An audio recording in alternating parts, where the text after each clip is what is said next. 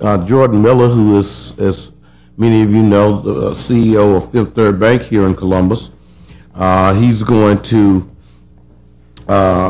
moderate our next panel on arts, sports, and community engagement.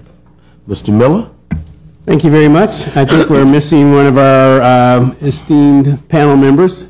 She's making her way to the front right now. I think Mark's got her, so. Come on up, you got the vacant seat.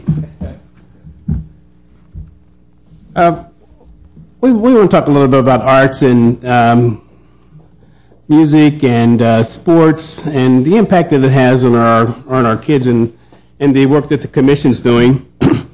And I'm fortunate to have with me this morning a very esteemed, accomplished group of people. And what I thought, rather than me mucking it up, I'd let them introduce themselves. We've got extensive bios, and I'll start with Kim Jordan. Good morning, everyone. Happy to be here. My name is Kim Jordan. I am a Vice President of District Operations for the YMCA and also Executive Director of the Eldon and Elsie Ward YMCA on Woodland Avenue. I've been at the Y for 13 years. Before that, I was a collegiate basketball coach at various institutions, and happy to be here today to share on the panel. Technology.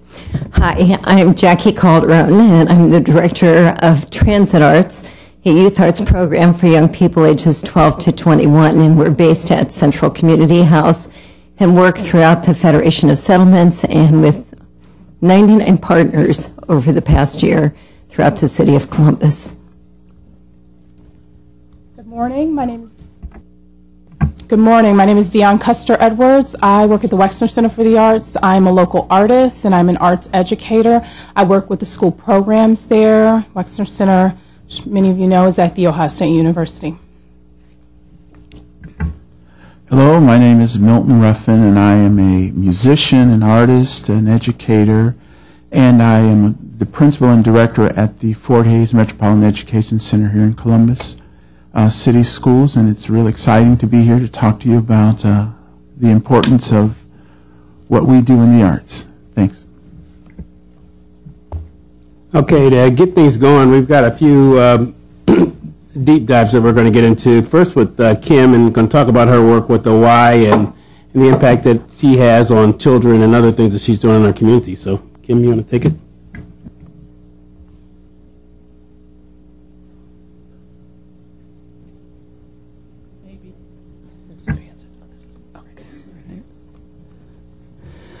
So I have some slides and videos to show this morning, kind of just describing some of the programs that we do for our youth development programs. And we like to say we're so much more than a health club, because we do lots of things around child care, summer camp, arts, music, and sports. We're teens exploring our potential. We're seniors maintaining our health. We're families, friends, and neighbors of all ages, backgrounds, and walks of life. We're the YMCA, and we nurture the potential of all people to grow and learn. At the Y, our focus is to strengthen our communities, and our impact is felt every day. When a family shares time together and feels more connected. When a mentor inspires a child to become a better student. When teens find a place where they can feel welcome, secure, and connected. At the Y, we welcome everyone and bring people together for the common good. The Y is so much more than a health club. It's a health movement. The Y stands for healthy living, offering programs and facilities where anyone can engage in fitness, sports, and fun. We're for youth development. At Y Camps, kids have an opportunity to discover who they are and what they can achieve. We provide childcare services for the young to learn, play, and socialize. From an early age, we give kids the guidance and encouragement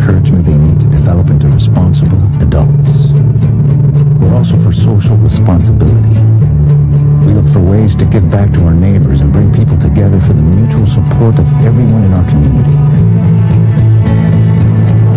Each and every day, people of all ages and walks of life turn to the Y for the well-being of their spirit, mind, and body.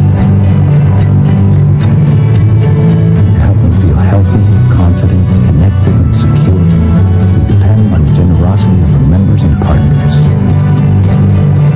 By working together, we can strengthen the community.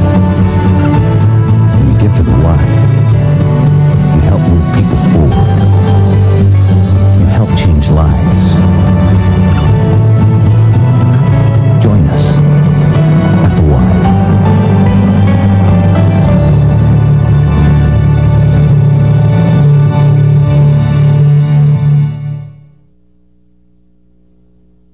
Everyone want to join now? All right. So as you see, we have a very diverse program offering. We really center around families, and especially families with children.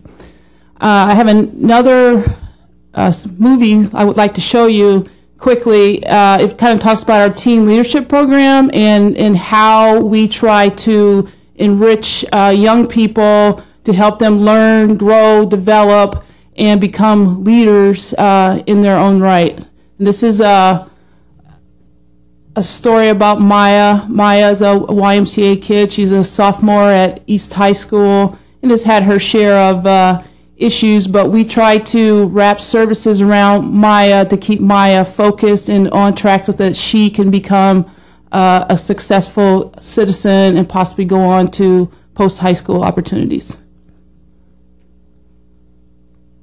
In Leaders Club, we take young children ages 12 to 18 and help them become leaders. I've been waiting for a while to find out, like, you know, is there something that could keep me busy?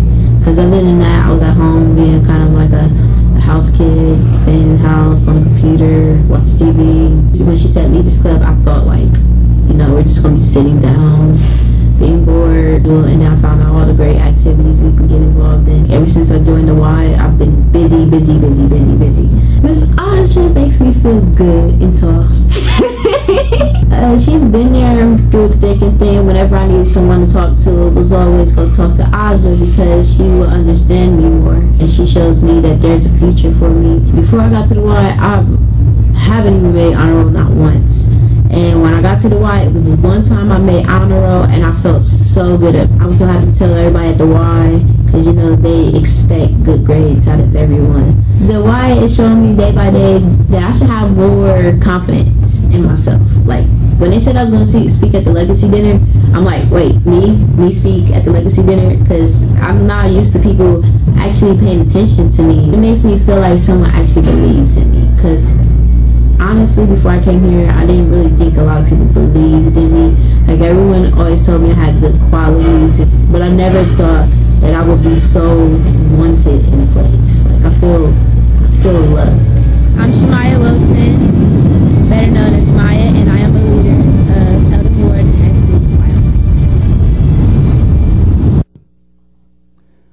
All right, so that's Maya's story. We have a community full of Mayas that we try to serve at a very high level.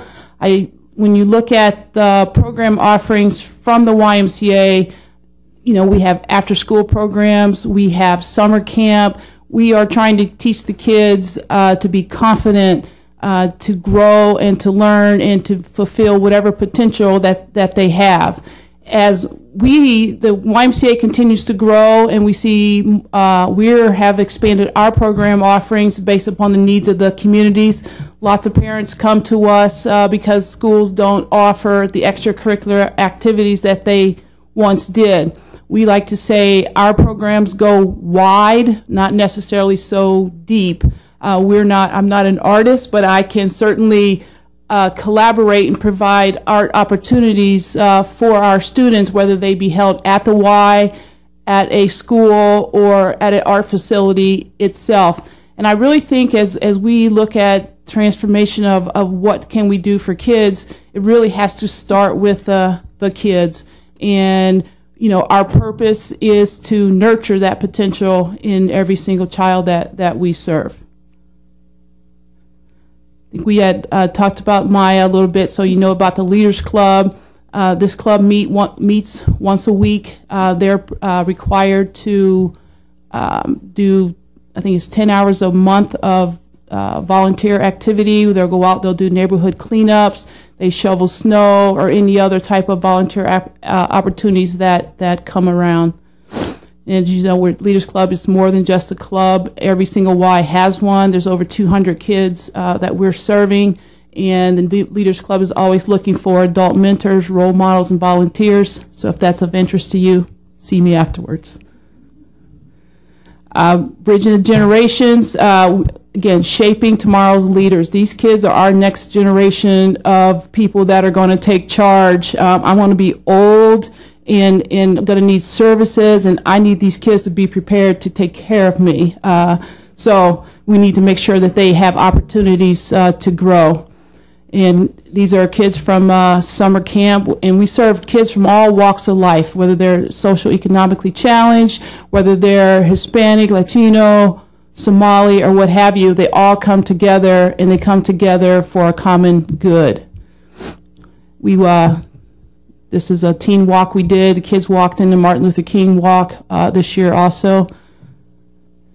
Good partnership that we have under the arts program is our Lincoln Theater summer program. It's in partnership with Ymca. Each week, a YMCA camp is able to go to the Lincoln Theater. They're taught by professional artists. They're immersed in this for a week, and then each Friday they do a performance on stage at the Lincoln Theater with an audience. It is really, really powerful. So, you know, over 450 of our students are able to participate in this wonderful opportunity. So some of the people that serve us there are the Jazz Arts Group, CATCO, and the Chisan West African Dance Troupe are the people that lead us through these activities during the summer. We also have a acre learning garden at the Hoover Y Park. Last year, kids participated in this. We teach them how to grow food, how to eat off the land if that's what needs to happen for them. We have a counselor and training program, and these kids took these vegetables that were grown, and then they go to the Pearl Alley Farmers Market, and they learn entrepreneurial talents there, and they ran the market all summer long. So, you know, they learned about running their own business. And obviously, our kids grow up to be volunteers, and lots of them end up in summer employment with the YMCA also. In the garden there, we were able to donate food to several food pantries and other farmers markets and direct services to families. And then we did this in conjunction with Mid-Ohio Food Bank and Local Matters. Any questions? I will move on. Before we ask for questions, I'd like to move to Jackie to talk a little bit about the arts and some of the things she's doing at the Wexner Center. I'm working. Let's see. Okay. Actually, we're based at Central Community House, but we do partner with the Wexner Center and many other people, for which we're very thankful. Transit Arts, as I mentioned before, engages young people ages 12 to 21. A lot of times we'll see their younger brothers and sisters. Very frequently we see family members, parents, which is really exciting to us. And in this past year, as you can see, over 500 youth participants, 384 workshops and events, many, many live audience members, and over 100,000 on the internet and television, radio, and then 99 community partners. So one of the things that, of course, you would think I would know something about technology. There we go. Okay. Transit Arts is an outgrowth of Ymca's Youth Arts program. I was the first director of education for Ymca, and at that time we formed the capacity program in partnership with the Directions for Youth Shortstop youth center and also Central Community House. So it was natural after 6 years to become based within the community and within the settlement so that we could wrap around services. We provide the arts activities. The settlement houses could provide those support systems that are so necessary for many of our young people, probably all of our young people, regardless of their economic circumstances. One of the things that we find with young people is that sometimes when you say arts, there's that immediate, I'm not an artist, I don't know, there's that sense that it's only the fine arts, you have to be an opera singer or a famous painter and what have you, which are all lovely things. But the thing that we talk about is, for example, the beautiful videos that we just saw, how much art was involved in producing those videos, the music that evoked emotions in us as we were watching those images. And those are some of the things that we talk about with young people. It's not only about being an artist, but it's about having a creative mind, which gives you a very strong skill set for any career that you're going to approach as an adult. And it also helps you in your school studies so you can think more creatively and you can be excited and engaged about researching. So one of the things we do is it's kind of a cyclical thing. We'll do open mic performances. And here's this young person, as you see it in his blue jeans. He is a young person who was not engaged in anything, as told to us by his parents and his older brother. And the family had been through many, many challenging circumstances, and as the youngest child, he seemed to be hit with the brunt of it, and he just wouldn't do anything. He'd sit around and watch television. And his older brother was involved in the dance workshop, he was doing open mic performances, poetry, visual arts. And so DeAndre started coming to the open mic performances, and he was very quiet. He would only sit in the back and watch. And over the course of 6 months, he finally got the courage to get up and read a poem on his brother's birthday, which is the picture on the right. And within 3 months later, he was performing at the Columbus Arts Festival for thousands of people, which was just an amazing experience. And he's been completely engaged. It's affected his school performance. And so that's just one example of a young person who's now able to express himself through his poetry and also his live painting to deal with some of the challenges that he's faced in his life. And those open mic performances that we do throughout the community help us reach kids who are hanging out in the streets, some of the gangsters who will only hang around at the edges of the parking lot initially, but there's that sense of just slowly welcoming them into the process. It might take us a year before we know a young person's real name. So it's kind of hard to track some of the kids that we serve because we get different names every month for a multitude of reasons. But again, over a period of years, we can start to embrace them and bring them into the group. So once we're able to establish a relationship, we have a process of taking them through a dream questionnaire. We call it the Creative Dream of Your Life, the CD of your life. And it was created by young people.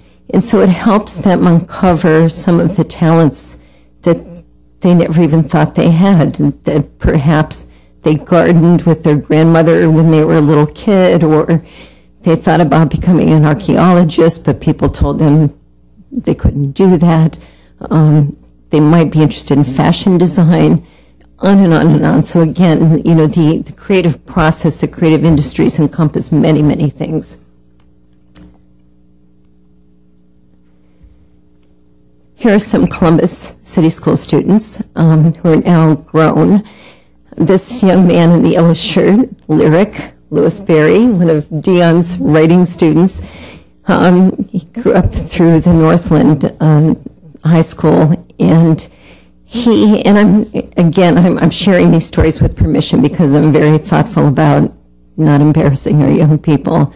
But he had just posted something on Facebook about how his father, he never knew his father was in prison, and then his father died.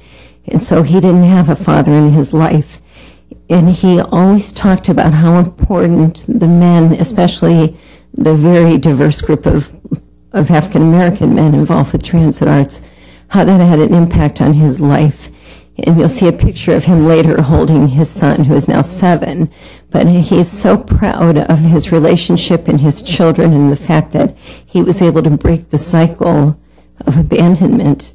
And he is constantly speaking about it in his artistry and in the barbershop and making sure that he's encouraging other young men to take responsibility when they choose to become a parent. The young man who's painting, Sam Taylor, who is an Eastmore student and graduate, he was an amazing artist, but he was very shy about sharing his work. And that was the first time that he ever did his work publicly. And people went crazy over this beautiful piece that he did.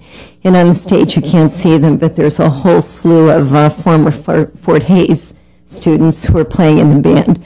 So it's really exciting to see the kids who worked with us through capacity or even back at Shortstop who are now adults and are starting to bring their own children to the program, which makes me feel a little old. This was an exciting thing that evolved through these live paintings.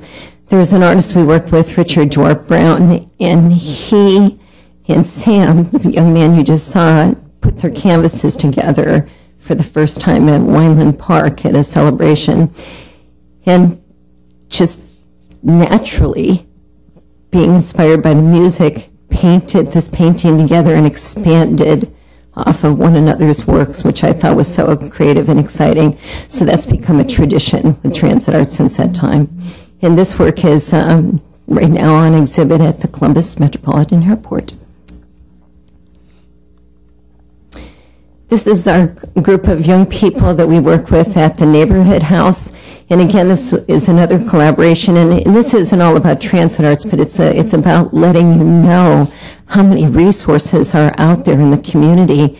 So we partnered with a visual artist and designer named Kyo Kim and a photographer named Pam White. And we took a group of the kids into Pam's studio, and they got to do a professional photo shoot and did some really exciting Photoshop and creative design things.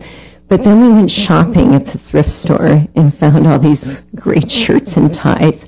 And to see these young men so excited about picking out their dress for success costumes and then posing for it was really a very cool experience. And they were very proud of having their photos all over Facebook.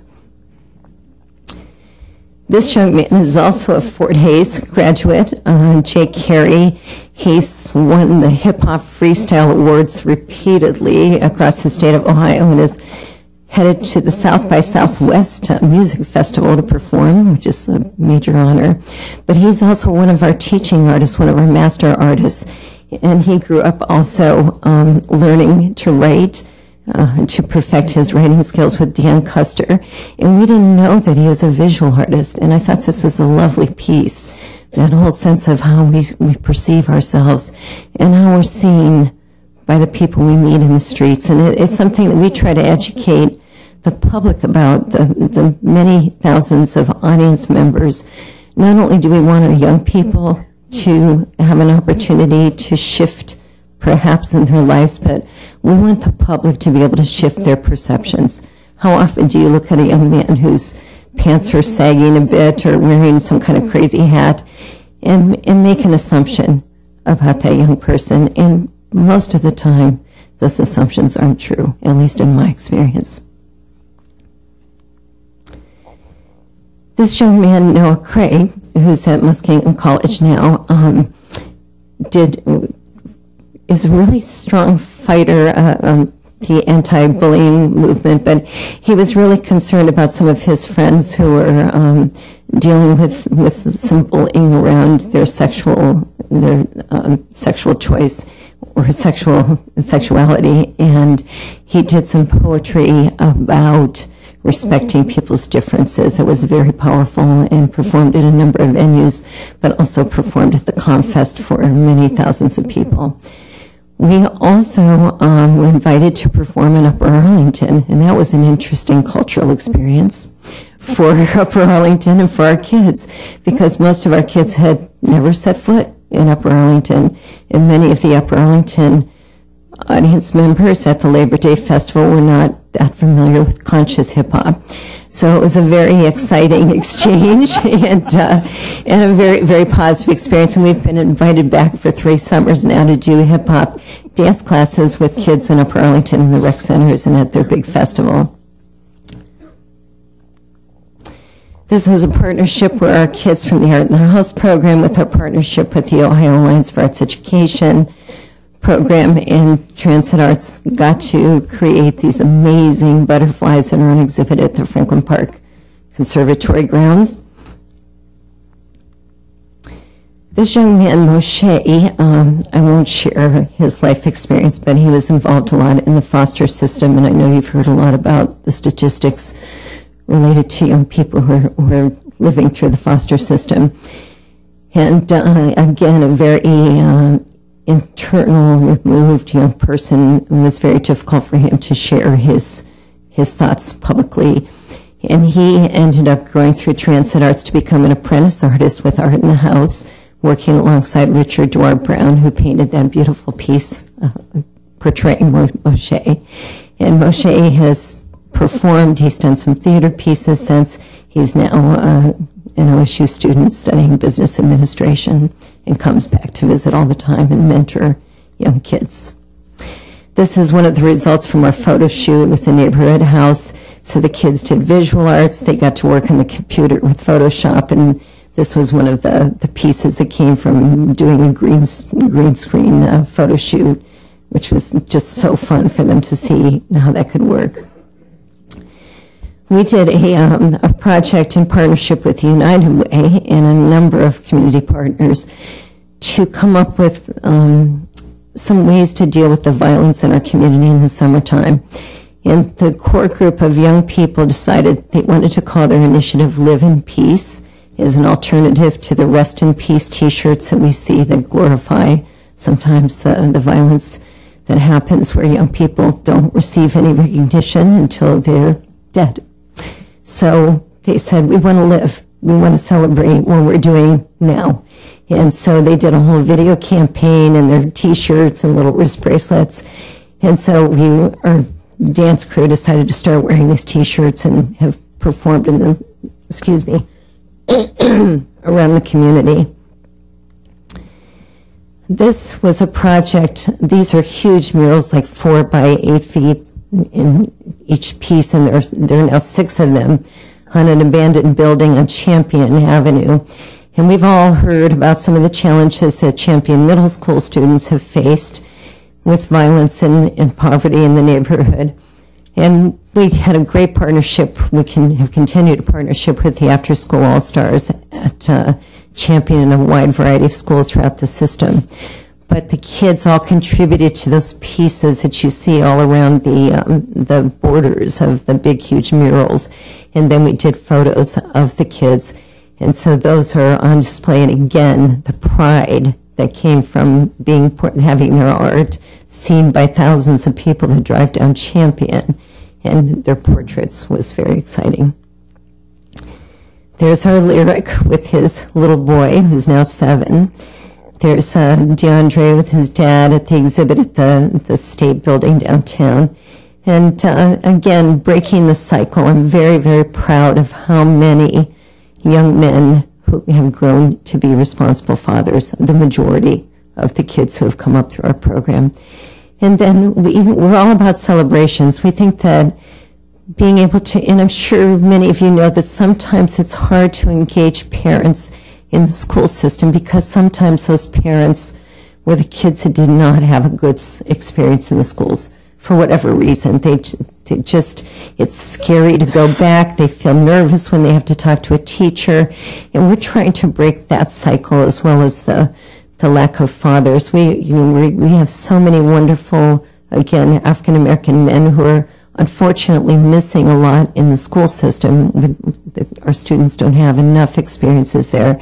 And if they don't have that experience at home, if we can at least provide it through that artistic engagement, that's a chance to expand that family and to celebrate together so that when a young person is on the honor roll, BHP, our phenomenal hip-hop dance teacher, every week he wants to know, How are you doing in school? Let's celebrate. Who's on the honor roll this month, etc. There's that constant chance to celebrate as a community. Finally, we have been involved with a continuing relationship with Ohio State University. This is our 3rd year with the design program, designing furniture and plans for our new facility, renovated facility at Bryden and Wilson that we hope to move into in June. We're really excited. But it's been amazing for our kids to be able to go to campus. Shocking how many kids had never set foot on the Ohio State campus. And so to be able to actually be on campus and create furniture using the fancy drills and electronic cutters, and I don't know what I'm talking about, but it was great. So, I'm sorry, that wasn't the very last thing. The other very important thing is that, again, through artistic experiences, our kids, through our relationships with places like Ymca and the Wexner Center, and this came through Americans for the Arts, a national organization for arts, we were able to connect with Josh Groban, the famous singer, and our kids got to go backstage and hang out with him, and then we got front row seats, and we were on the big screen, and we were on his international website, and they raised money for us. So, excuse me, imagine what it feels like to be one of those kids and know that you're getting international exposure, and then somebody thinks you're that important to give you that kind of recognition for your work.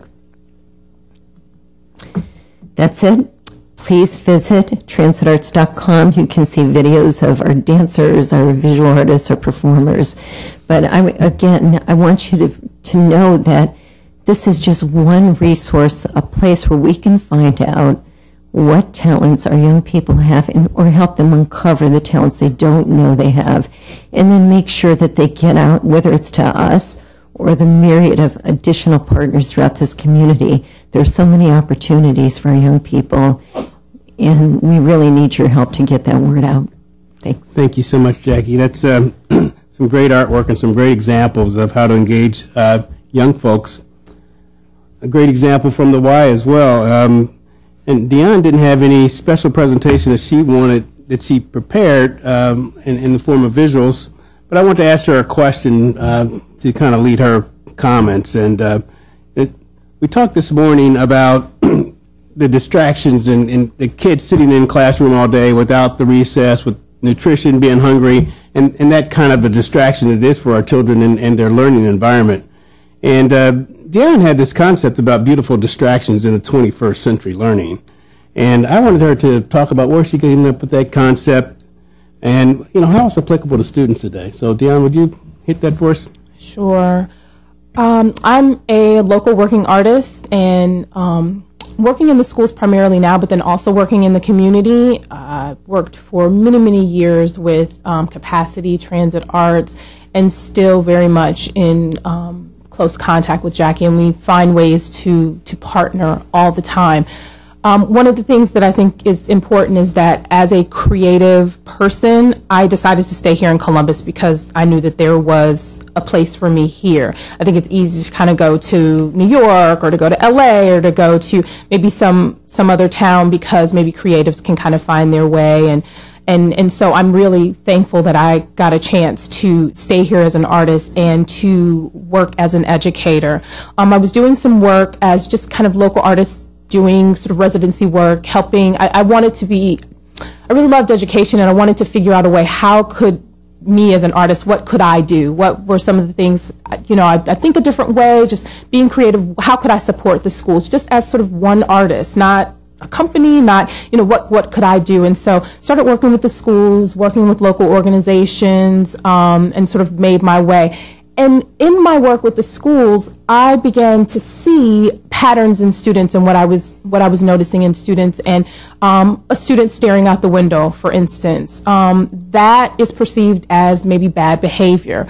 And one of the things I began thinking about was, what if it's not? What if that staring out the window is them dreaming? And so we crush that dream by saying, quit staring out the window. But it's what's out the window that's really important. And they're looking out there, and we're saying, but don't look out there, sort of stay in this classroom space. And so I began to think about, what if we could sort of blur those lines? What if we didn't have, what if learning spaces were everywhere? And so Beautiful Distraction is my TED Talk that I recently did in Indianapolis that sort of talks about how do we begin to redefine distraction. And I think that arts becomes, if we just didn't have a word, art. Because as soon as we say art, it's like, oh, well, you know, that's sort of extracurricular, and that's kind of over here, and that's not really foundational, and that's really not academic, it's not rigorous, it's not all these things. But we do know it's all these things, and I'll speak to that a little bit later. But I really wanted to think about how we could not have that word distraction, or take that word distraction and redefine it. And so in that talk, I talk a little bit about what is perceived behavioral issues that we have with kids in schools, and to look at, well, why don't we sort of engage that and begin to sort of redefine what we want to label as distraction, and say, what if that distraction is dreaming? What if someone's sort of whispering to their neighbor? That's not necessarily them talking about what they're going to do on Saturday night. They might be excited about what they're learning about. And so I think that there's a lot of assumptions we make in the classroom, and I think that arts can kind of hone in and begin to sort of redefine this sort of perceived distraction. I did want to also make a note about nutrition. In that talk, I talk about nutrition. There's a lot of research on food in the classroom. And I'm raising 3 kids in Columbus, and they're in a Montessori learning environment, and what I've really learned from Montessori is they keep food in the classroom. And so we talked a little bit earlier about nutrition and how to sort of solve some of those issues and make some of those food choices, and I thought it was really interesting because I talk about that in the talk as far as sort of the beauty of engaging all 5 senses in learning. And I think we don't do enough of that, engaging all 5 senses. We forget taste and smell. And so while we adults are trying to figure out how to manage our blood glucose and trying to manage when we're going to eat, why don't we start a little bit earlier in schools and teach them? I'm watching my 3-year-old make food choices in his Montessori classroom on learning. He's doing his work, focused work, and then he can make a choice to go get a nutritious snack that is in the classroom at 3. I think it's phenomenal research that's happening. There's a lot of research around this. I think that there's some things that we can think about on how to be creative. That's art. And so sort of when we think about art, it gets this sort of bad rap, it gets this bad name, but it's really about sort of creative thinking. So we'll talk more about that. Thanks. That's awesome. Milton, you're principal over at Fort Hays, and I know you've got a presentation, so why don't you share with us what you have? Okay, first I'd like to share with you, I'm not sure I'm pressing this button, but it's not moving. There we go. Okay, first I'd like to share with you my comments. I want to put them into a context of where I'm coming from and what this is all about. My story is not a lot different than a lot of people's stories, but there's some very significant synergies and nuances that happened that landed me where I am right now, that caused me to do the things that I do now on behalf of our school. You know, as a kid growing up in Youngstown, Ohio, you know, I didn't realize I was poor until I was an adult. Everything, you know, I didn't realize that the school, North High School that I went to, I thought I was just part of the public that went to school. I didn't know there was a difference between a public school and a private school, and I went to school at North High School and Science Hill Elementary School and all those things. But early on, I knew, and my parents knew, that I wanted to be an artist, and that I was art. Art wasn't something that I just did. Art was who I was and who I am. And so, you know, my parents really didn't understand what that really meant and how you really, you know, encourage that. And, you know, if my dad worked in the steel mill, so, you know, in Youngstown, try to get a job at General Motors. That's a good job. You know, being a musician or an artist or something, that, you know, it was just something you did. It wasn't who you were. But my parents were very purposeful about allowing me to pursue whatever it is I wanted to do. If I wanted to do that, then they encouraged it and they allowed me to do it. So, you know, make a long story short, I, you know, learned to play guitar, and I didn't have music lessons and all those kinds of things, and I didn't go through school music programs. But I learned to play guitar, my brother and I, in a garage band. And if you look at the, if you're familiar with Apple products, you know, they have what's called garage band. That's what it is. A lot of people learn to play music like that. That's why it's called garage band. But we learned to play in our garage. And so my grandmother was a maid. And if you've seen the movie The Help, there was a part in that movie that said, where one of the maids said that she worked for this doctor, and this guy, she had to cross this person's land to get to work. And then the person who owned the land came out with a shotgun and said that would kill her if she walked on this land again. So the doctor that she worked for bought part of the land so that she could get there. So when I saw that, I was thinking about my grandmother, who actually worked for a doctor in Youngstown. His name was Dr. Hopkins, and he was a music professor at Youngstown State University. And she would always talk about her grandsons who play instruments and play music, and, you know, they were really proud of us. And so, as a favor to my grandmother, my brother and I were allowed to go to Youngstown State University without the requirement, you know, without all the requirements to be accepted in the auditions and all, because clearly when you're a self-taught musician, you know, you don't have all the background knowledge and all of that stuff to be able to be competitive on an audition. So, as a favor to her, we were allowed to attend Youngstown State University. Completely unprepared, though. So if you think about going to college and not being able to be literate in what you do, but then still have to survive and be valued and bring the cultural capital that you have, you bring that, but then it's not really valued and all of those things, that's a very traumatic thing.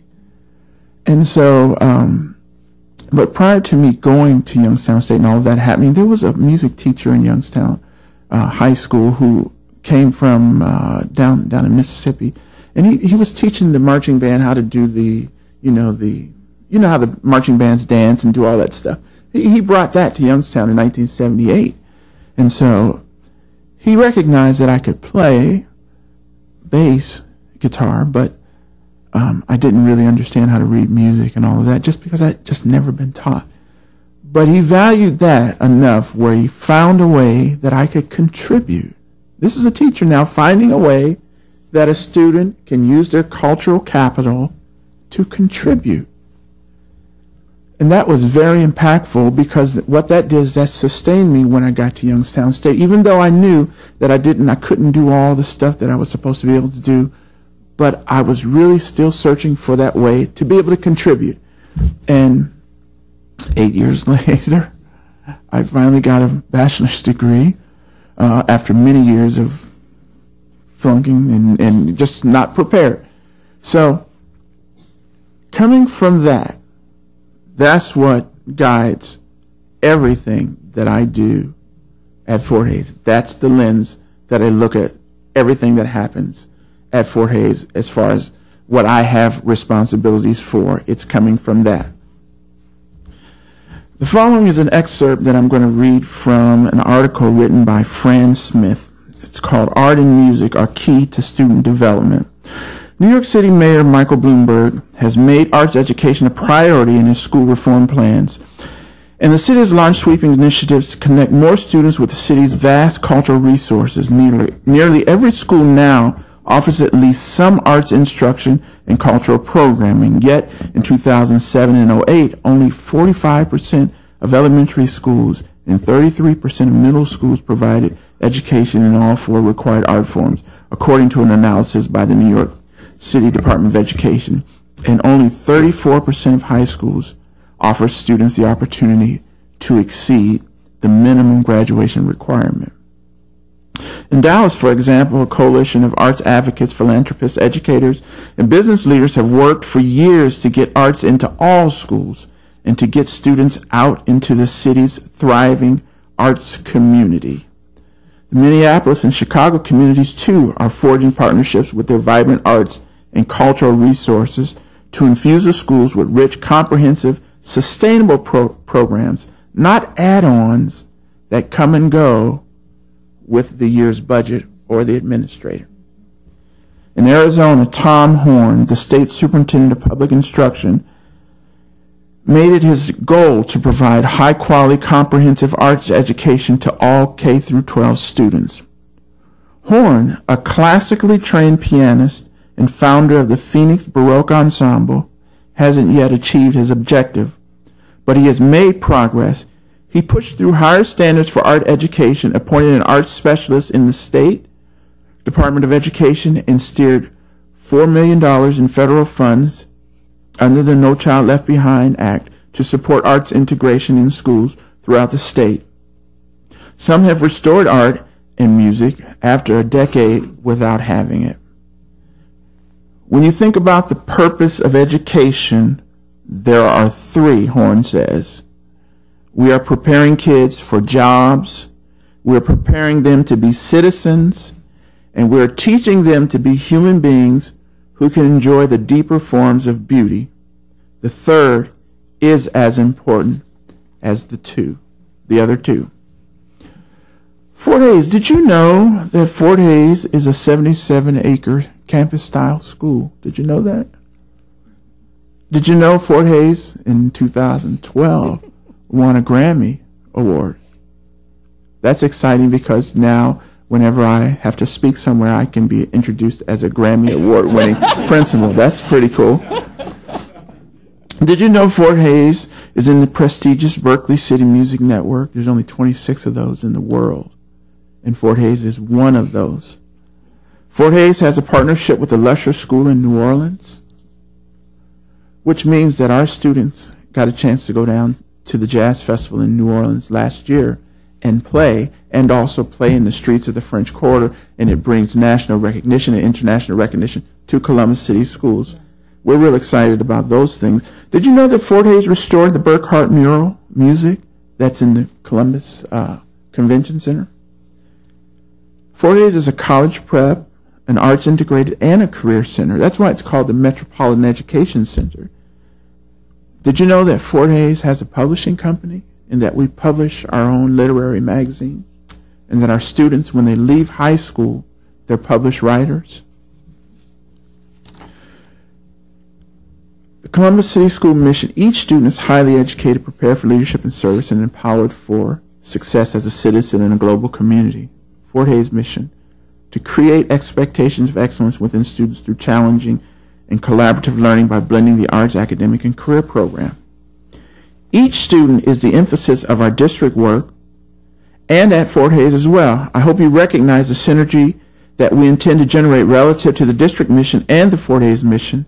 The district mission is crafted in a way that will allow for each school to realize the unique DNA of that building and enhance the nuance of the programmatic theme.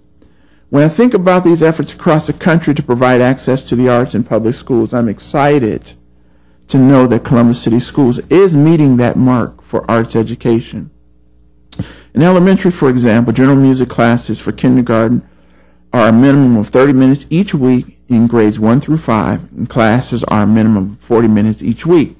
Visual arts classes for kindergarten are a minimum of 30 minutes each. Third and fourth grade students receive 60 minutes of arts instruction each week for the entire year. Middle school students complete 1 or 2 arts courses a year. High school credit-bearing electives in music, dance, drama, and art are offered to 8th graders. In high school, all high schools offer vocal music, instrumental music, drama, strings, and visual arts courses. We're part of a feeder pattern in Fort Hays. The Duxbury Park Elementary School feeds the Arts Impact Middle School, which feeds the Fort Hays High School. The feeder pattern concept in Columbus City Schools is a professional learning opportunity that allows building principals, teacher leadership teams, and the entire faculties to plan, to learn, and grow as professional learning communities as we review data in our practice, and ultimately the ability to be effective with our students. A demographic snapshot of our school, or of the feeder pattern: Duxbury Park Elementary, roughly 271 students. Ames has 511 students. Fort Hays, 641 students on the high school side. Our socioeconomic for Duxbury Park, 84.5% of the students are economically disadvantaged. Ames, 80.1%. Fort Hays, 73.4%. Feeder pattern alignment for Fort Hays has been recently established to allow Duxbury Park Elementary School students to have an option to attend Ames, and Ames students will have the option to attend Fort Hays without going through the lottery process. This is a feeder pattern programmatic focus to retain students in the Fort Hays Arts program, K through 12. There's a significant interest in Fort Hays High School. Last year, we received 1,156 ninth grade applications. We made 376 offers, 263 accepted the offer, and 216 families elected to stay on the wait list. Our Career Center has 6 career cluster areas: visual arts, performing arts, transportation systems, construction arts, health sciences, and bioscience. Students can attend our school in the 11th and 12th grade across the district. And right now, I believe we have about 811 students currently enrolled in the Career Center. And there's a specialty of, we have 25 special programs, everything from basic construction, masonry and HVAC, to bioscience and surgical technology, graphic art and design, art portfolio, photography, and pre-professional dance and music and audio recording. So it's a lot of things going on at Fort Hays that are actually pretty cool. Thank you. Thank you. It's obviously a lot going on at Fort Hays. We want to kind of move back down the panel a little bit. I want to switch course just a little bit. We've been talking with the commission a lot about core standards, academic standards. We've talked a lot about STEM. We've talked about a lot of math, science, and all that, and why that's important. But what I want to, ask this panel, and I want to start with Dion, is, why arts? I mean, why should we be talking about arts? Why should we be talking about sports? And why should we just stick to the main mission? I think we've heard some of that this morning, but I want you to continue on that subject. Sort of following up on what I discussed earlier, arts continues to kind of be an afterthought. And, I really also think that the arts sometimes, we look at it through a limited lens. I think that sometimes the arts is great. Well, we feel good about the arts because kids can express themselves. Kids can express themselves, and then we stop there. And the little kids expressing themselves are very cute. And so it's very fundable, and people want to get behind that, and it's so excited. But middle school and high schoolers expressing themselves is less cute. And so we begin to kind of taper that off by that age, and then we're like, oh, arts isn't that important because they need to get a job. And so I'd like to kind of hone in on some skills that are really important. I'm excited because at the Wexner Center we work a lot with teens, and through Transit Arts and Capacity we worked a lot with teens. And so I love that bunch, and they're still cute to me. But then also, it's really important to keep arts experiences in their lives. One thing that I wanted to note is that there are a lot of organizations in this town that are willing and have programs and that want to work with kids within the district. We have to figure out a way to get those resources to these kids in the district and talk about that a little bit more. But let's talk about what the benefits are and why arts is core. So we talked a little bit about cognitive. I love Dr. Murray. He gave all the research. I was like, yes, yes, yes. All the research, so all the neurosciences, all that research, I agree with all of that. So let's tease that out a little bit. So Cognitive skills stimulates and develops the imagination, critical thinking, reinforces cognitive development, and refines creative skills. Strengthens problem solving and critical thinking skills, adding to overall academic achievement and school success. The arts develops a sense of craftsmanship, quality task performance, not just I did it, but I did it well, and goal setting, skills needed to succeed in and beyond the classroom. The arts plays a central role in cognitive, motor, language, and social emotional development, and it motivates and engages children in learning. I heard someone say earlier, can't we be excited about learning? And I would say, I agree. And the arts can help with that, stimulating memory, facilitating understanding, enhancing symbolic communication, promotes relationships, and provides an avenue for building competence. Now, some of that seems like the soft skills. And the soft skills, I would say, being at The Ohio State University sometimes gets left out, because I work with tons of college students who don't know how to hold a conversation, don't know how to look you in the eye, don't know how to sort of put together a decent email, don't know how to, and so I would say that the arts can kind of help with some of those soft skills, and we can balance the hard skills with the soft skills. I think that's okay. Let's talk a little bit about some social emotional, because we talked about health and wellness this morning, and I think sometimes we think health and wellness, we get caught up with health and wellness only being in sort of the health industry or in medicine, and I think that the research shows that health and wellness is important, but when we're thinking about the whole child, we can look at how the arts can also support health and wellness of students. So it teaches children life skills such as developing an informed perception, articulating a vision, learning to problem solve and make decisions, building self-confidence and self-esteem, developing the ability to imagine what might be, which is that distraction, that looking out the window, what might be happening out there, I want to be a part of that. Accepting responsibility to complete tasks from start to finish. It nurtures important values, including team building skills, respecting alternative viewpoints, and appreciating and being aware of different cultures and traditions. Economic.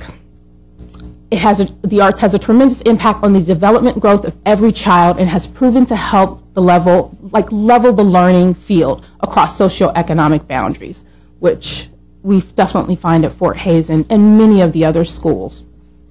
Provides a natural source of learning. Child development specialists note that play, which Dr. Murray also talked about, is the business of young children. Play is the way children promote and enhance their development, and the arts are the most natural vehicle for play. But again, play can easily be labeled a distraction.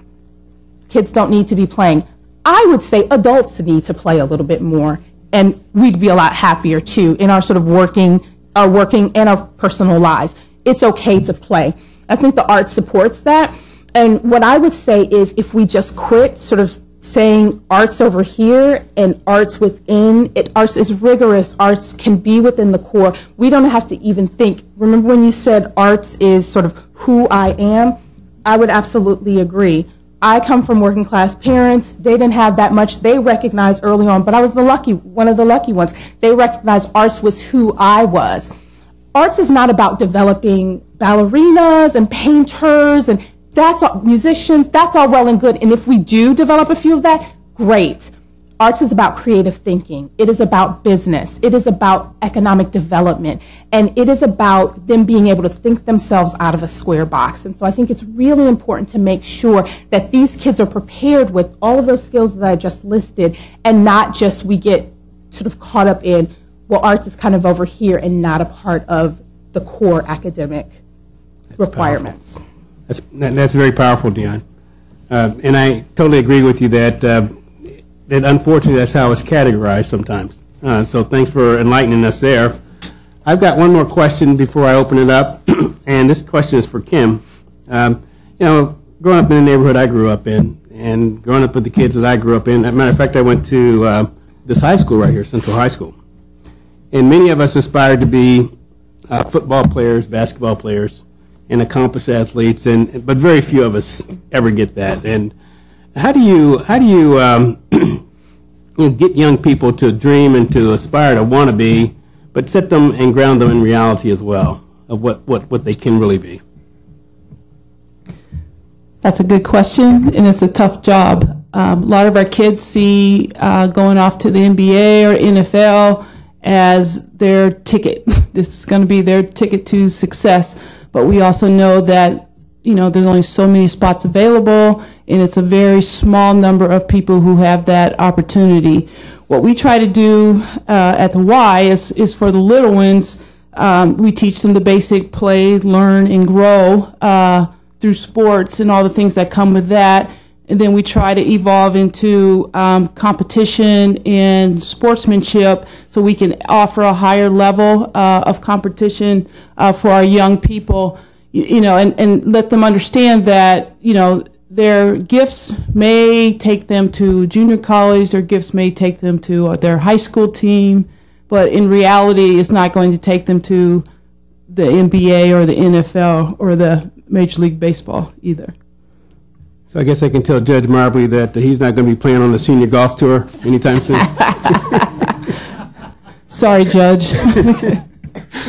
Okay, Judge, I'm not sure what kind of time we have left. Well, we have about 5 minutes before we need to pick up our lunches and then go to our small focus groups. I want to thank Jordan and the panelists for some really insightful and intriguing remarks. Are there any questions from the commission itself?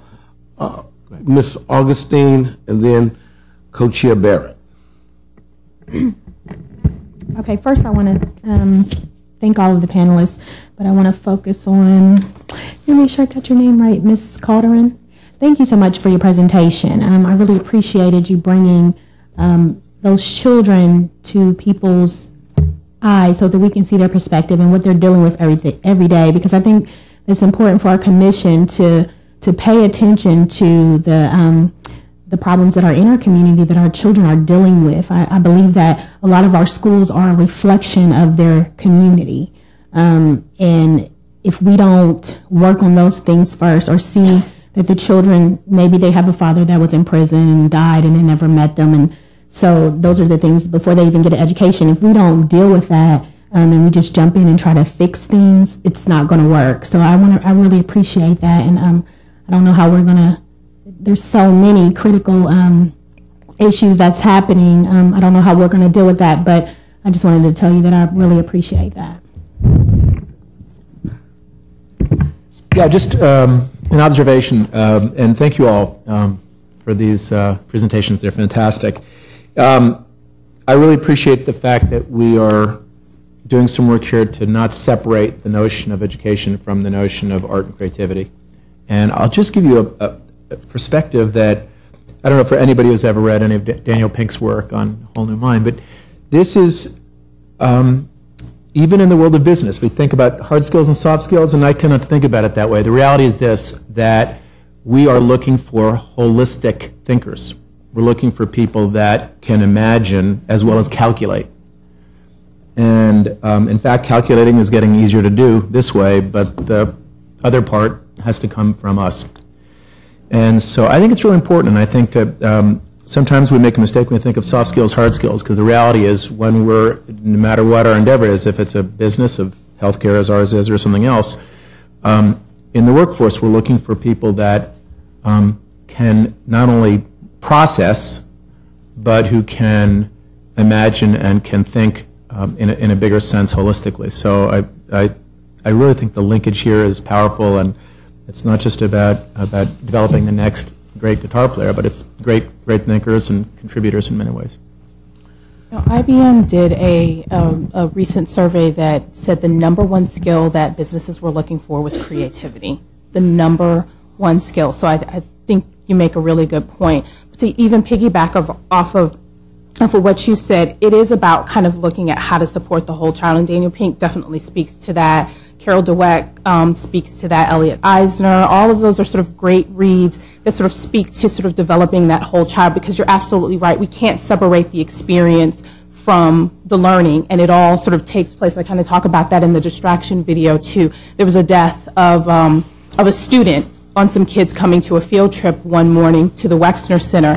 And what we were able to do is through this experience, this arts, this creative experience, which is what Transit Arts is doing, but what so many arts organizations are doing is to be able to not make that the reason, the fact that I didn't know my father, or the fact that, someone passed away, or these horrific things that the kids are going through, not make that the distraction that gets in the way of them achieving wherever it is that they want to go. And so I think that the arts can play a very critical role in that, and we're already doing it. I'd love this city to look at and hone some of those organizations that are already doing really great work and go beyond. We talked about going beyond the program. There's programs, and that's great, but programs, again, is a fixed mindset. We really need to shift our mindset and look at sustainability and look at a growth mindset and be able to kind of hone in on what all these great organizations are doing and partner together to go beyond just programs and say, how do we sustain the really great things that we know are happening at Fort Hays, the really great things that we know are happening at the Y, happening through Transit Arts, the Wexner Center, kind of be able to hone in on that. Thank you very much, Custer Edwards. Can we have the last question from Ms. Tyler Lee, because we're running way behind. I'm sorry, Dr. Harrison, then Ms. Tyler Lee, last two questions. My first of all, I want to thank each of you for what you do. My son's a musician, and music really has been and continues to be the organizing framework for his education and, frankly, for a lot of his life. So thank you for what you're doing. My question is for my neighbor, Principal Ruffin. Milt, you went through pretty quickly kind of the pipeline, the student pipeline of students coming to Fort Hays. I think it was over 1,000 applicants and fewer than 300 students. Could you walk us through that again, and also talk about how many of those slots are filled based on audition versus how many are open enrollment? Yes, sir. We get about 1,156. Last year we got 1,156 applications for our school in the 9th grade. We typically can take about 270 ninth graders. And so this is just based on lottery, and then the students that are at Arts Impact Middle School have the option to come to Fort Hays based on the feeder pattern. They have the option to be able to come to Fort Hays, have the straight from Arts Impact. So we get about 130 of those students annually from Arts Impact that are, their desire is to stay in the arts feeder program. So the remaining students are then through an open lottery. Now this year, for the first time, we were able to put in place what's called a selective enrollment process for 50 students, so that we could actually audition, do portfolio assessments, writing samples for creative writers, so we could select 50 students, and that's all still in that same number that we have. So that's kind of how the situation is for us right now. Thank you, Mr. Ruff. Last question. Very quickly, thank you for the enthusiasm and passion that you all bring to your work. Just a very quick question for Mr. Ruffin. For those in the room who may be jazz lovers, is there anywhere in town we can hear you play? Yes. There's a place called Bodine's Jazz Bistro, 6064 Channing Way Boulevard. And we play there on Friday nights. I'm a bass player, and so the name of my CD and the name of, well, you didn't ask me all of that. But the name of the group is called The Basic Principle. And it's based, so, you understand what it is? So we play every Friday night from 8 to 11. So if you're interested in some good jazz and soul food, that would be a nice place. One thing that I did want to say, and I'm sorry, Judge Marbley. Oh, that's all right, Mr. Ruff. You have the floor. When we think about the holistic child, and as he was talking about, at Fort Hays, not just at Fort Hays, but in general, but the philosophy at Fort Hays is that all students come with a unique voice. And a lot of times we in education try to give a kid a voice, but we are adamantly opposed to trying to give a kid a voice. What we're trying to do is take the voice that the kid has and teach them how to harmonize with the world.